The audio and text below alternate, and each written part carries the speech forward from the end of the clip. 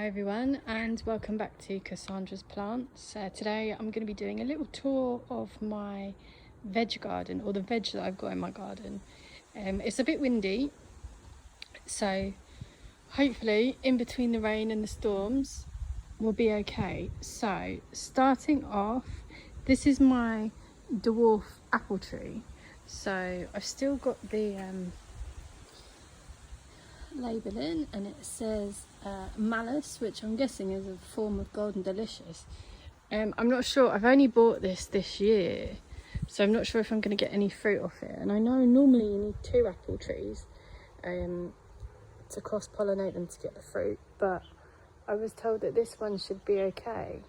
Got a few aphids on it that we need to get rid of, but I quite like doing things organically, and they're not doing hardly any damage, I can't see, to the tree. So yeah, I'm inclined to just leave it as it is for the minute. Obviously something has been eating the lower ones, but there's no aphids on that one, so I'm not sure. But that is my little apple tree at the moment, that's in a barrel pot. So moving on to the next plant, this is my trough, or well, that's the trough, and they're all the same. So these are blueberries, and these are some of the ones that I got from Voucher and Groupon that I mentioned the other day in my other videos, if you've seen them. So this one here, I'm not exactly sure the species. Let's have a look. No, it just says blueberry, as you can see. So that's that one. These ones are supposed to be blueberry dukes.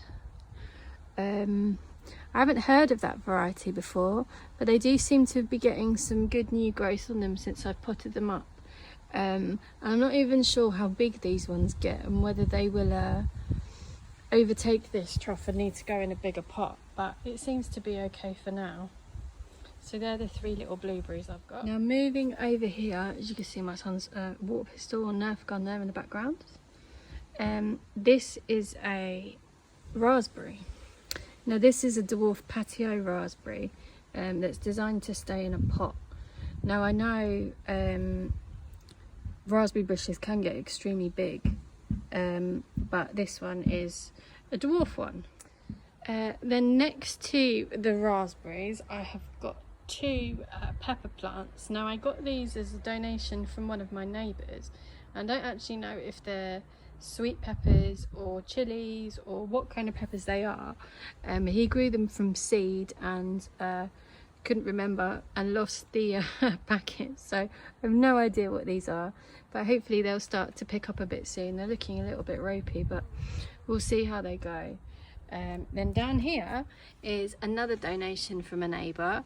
This is a little cherry tomato plant that is doing awesome, that needs to go in a bigger pot soon, or even in the ground, that was going to get chucked out, so we rescued that one.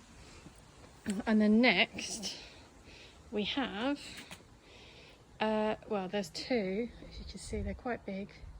And these are also blueberry bushes, and these are 2 that I got from Groupon, and they're supposed to be pink lemonade variety of blueberries.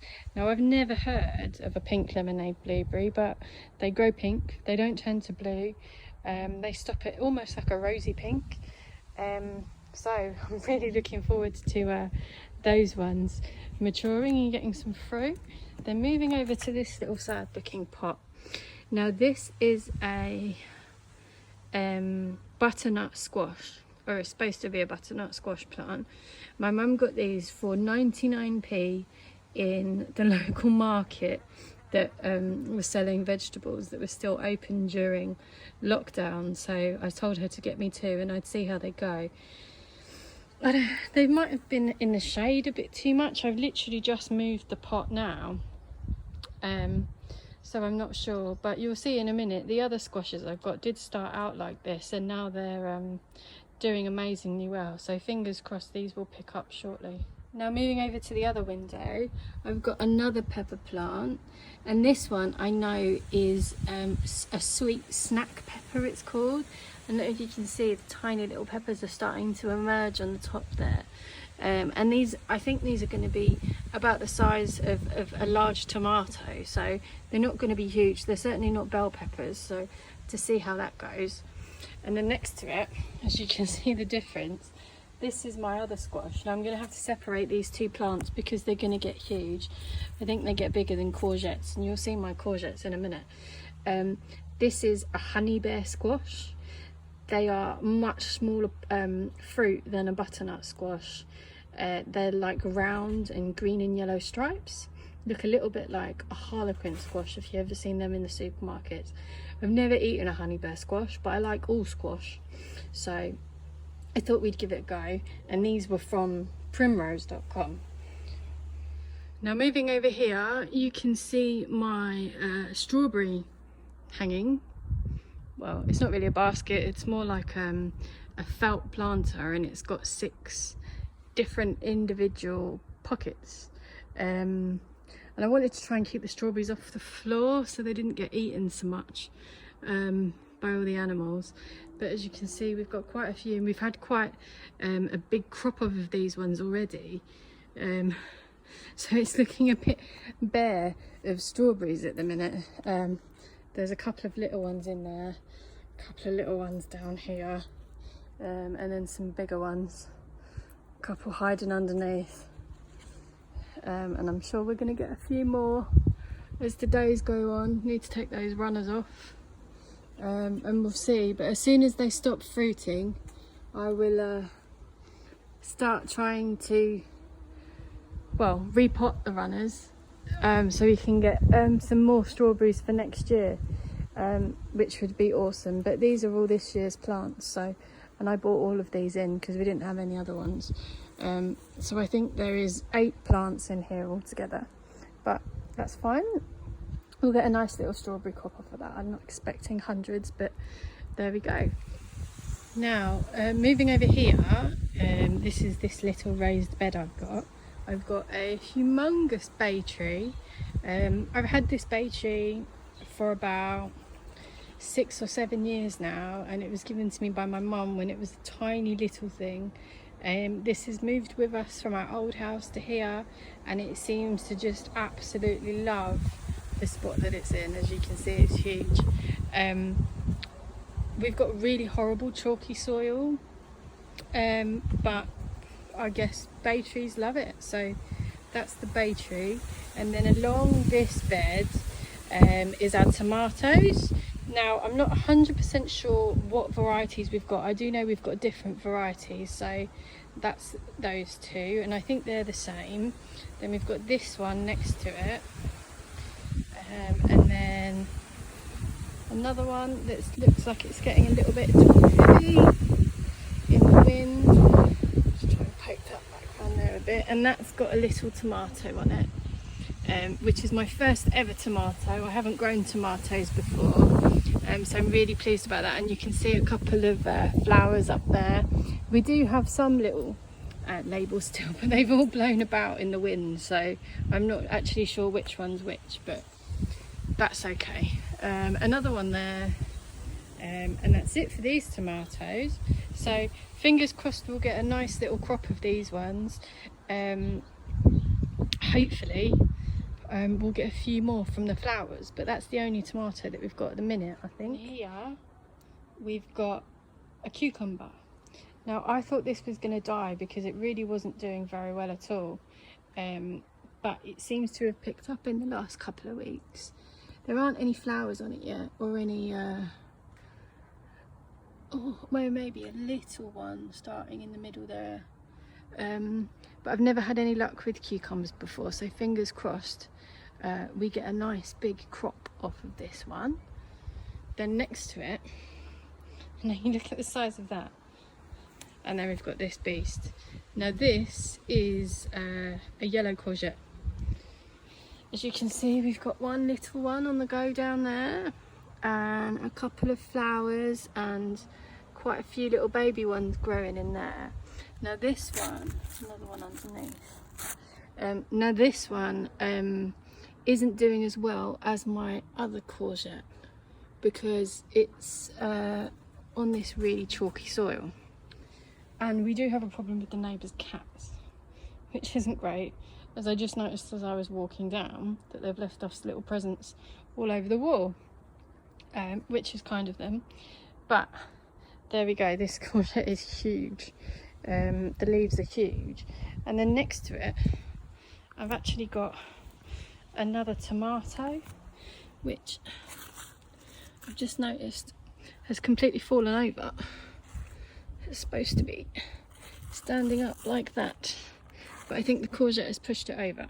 However, this one is a heritage tomato. Oh, and just from touching it, it really smells nice. And that is another rescue one from the neighbours. As you can see, the leaves are completely different. And I don't know what variety that is, but I just know that it's a heritage tomato. So it could be green ones, yellow ones, no idea. Then moving on next to that is another courgette.